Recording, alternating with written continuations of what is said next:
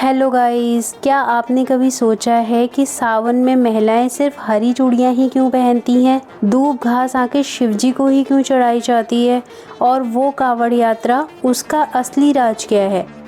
आज की वीडियो में जानेंगे इन सवालों के पीछे छुपी वो बातें जिनमें सिर्फ परंपरा ही नहीं बल्कि सच्ची भक्ति और भावनाओं की कहानी भी बसी हुई है। तो चलिए स्टार्ट करते हैं सावन की इस रहस्यमयी और दिल से दिल तक पहुंचने वाली यात्रा का।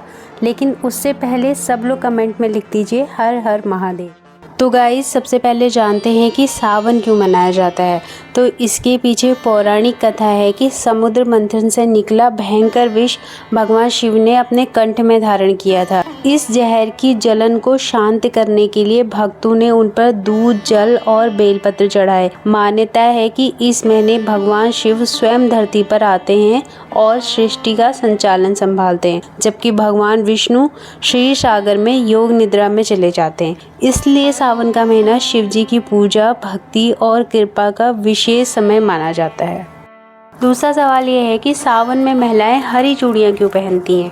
तो गाइस, इसका जवाब है हरी चूड़ियां सिर्फ गहना नहीं होती, ये हरियाली, नई ऊर्जा और सौभाग्य का प्रतीक होती हैं और साथ ही सावन की ताजगी और प्रेम को भी दर्शाती हैं।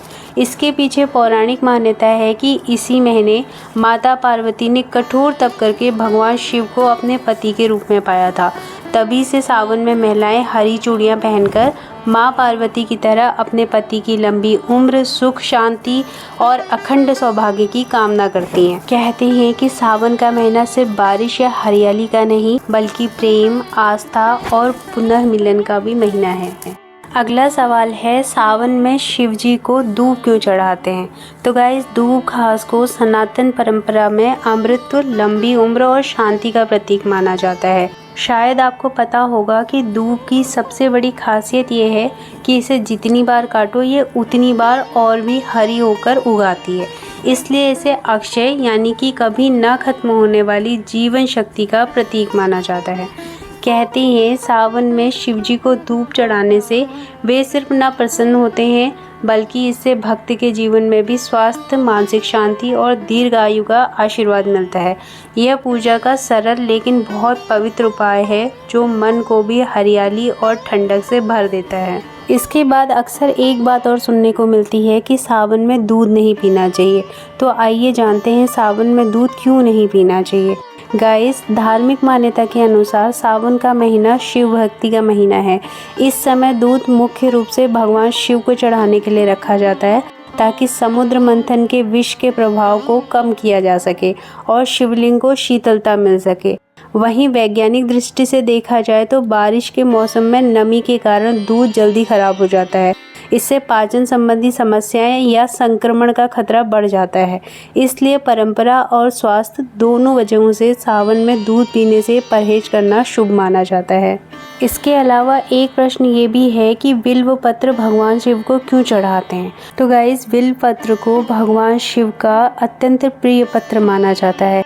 मान्यता है कि त्रिदल बिल्वपत्र, जिसमें 3 पत्ते जुड़े होते हैं, यानी कि त्रिदेव ब्रह्मा, विष्णु और महेश का प्रतीक होता है।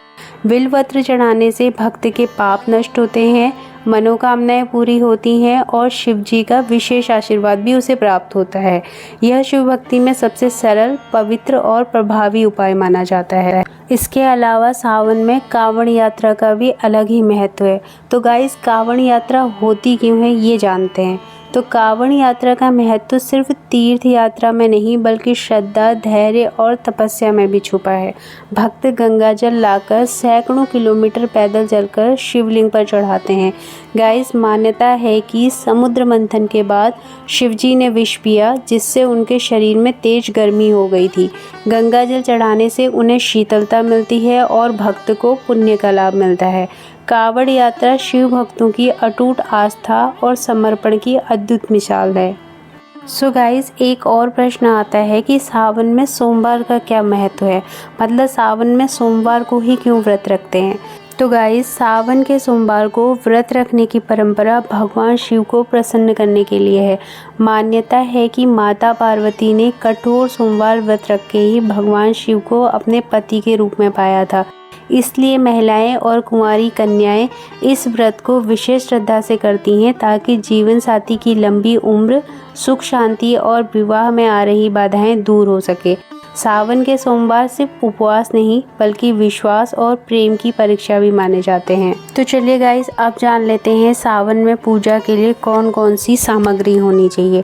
तो गाइस, सावन में पूजा के लिए सबसे पहली और ज़रूरी चीज़ जो है वो है भगवान शिव की मूर्ति या फिर फोटो। नंबर 2, फूल। सनातन धर्म में फूल का विशेष महत्व होता है। भगवान शिव को बेला और मोगरा का फूल चढ़ाना चाहिए। नंबर 3, बेलपत्र। शिव जी को बेलपत्र तो सबसे अधिक प्रिय है। सावन में उन्हें 3, 5, 11, 21, 51 या 101 की संख्या में बेलपत्र चढ़ाना शुभ माना जाता है। इसके अलावा नंबर 4 पे धतूरा। सावन की पूजा में भगवान शिव को धतूरा भी चढ़ाया जाता है। धतूरा शिव जी को काफ़ी पसंद है। नंबर 5 है शहद। गाइस, सावन की पूजा में शहद भी लगता है। मान्यता है कि शहद चढ़ाने से शिव जी काफ़ी प्रसन्न होते हैं। नंबर 6 है दीपक। किसी भी पूजा में दीपक का खास महत्व होता है। सावन की पूजा में भी इसे जलाने से घर में पवित्रता बढ़ती है। नंबर 7, धूप। दीप के साथ घर में धूप का भी इस्तेमाल करें। नंबर 8, गंगा जल। भगवान शिव की पूजा में गंगा जल का विशेष महत्व है। ऐसे में सावन में उन्हें गंगा जल चढ़ाने से खूब पुण्य मिलेगा। नंबर 9, सावन में भगवान शिव पर दूध चढ़ाना भी काफ़ी शुभ माना जाता है। नंबर 10 है फल और प्रसाद। गाइस, सावन में भगवान शिव की पूजा अर्चना के बाद फल और प्रसाद भी बांट सकते हैं। इससे घर में सुख शांति बने रहेगी और साथ ही आपको पुण्य भी 2 गुना बढ़ जाएगा। तो गाइस, सावन का ये महीना सिर्फ बारिश और हरियाली का नहीं है बल्कि उन दुआओं का महीना है जो दिल से निकलकर सीधे भोलेनाथ तक पहुँचती हैं। ये वो समय है जब हम भागदौड़ में से कुछ पल चुराकर अपने मन की बातें महादेव को सुना पाते हैं। तो गाइज़, उम्मीद है कि ये बातें आपके भी दिल को छू गई होंगी। अगर वीडियो अच्छा लगा हो तो प्लीज़ इस भक्ति की खुशबू को औरों तक भी पहुंचाएं और जुड़े रहें हमारे साथ नेचुरल क्योर्स विद कोमल पर, जहां हर बार दिल से बात होती है। आज की वीडियो में इतना ही। मिलेंगे आपसे नई वीडियो में। तब तक के लिए take care, bye bye and thank you for watching.